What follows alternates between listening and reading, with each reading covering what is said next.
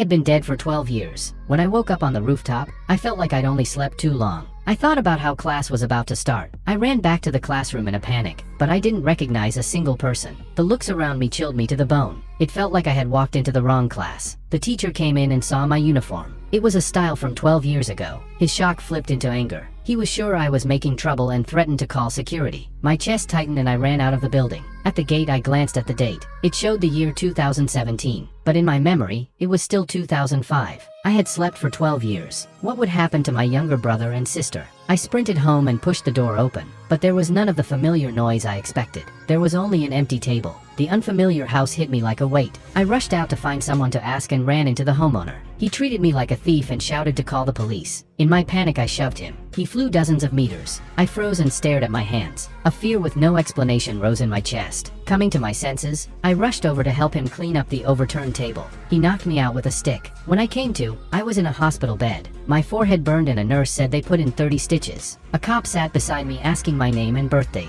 I answered truthfully. When the cop heard my birthday was June 7th, 1987, his expression changed instantly. To him I should be 31, but standing in front of him was a kid who looked like a high schooler. I tried to explain, but they only doubted me. They accused me of lying and threatened charges for breaking and obstructing. They ran my records. The records were right, and they showed I was already dead. He was stunned and prepared to report the situation to his supervisor. I walked into the restroom, still confused, but to my amazement, the wound on my forehead had already healed. Even the stitches had vanished without a trace.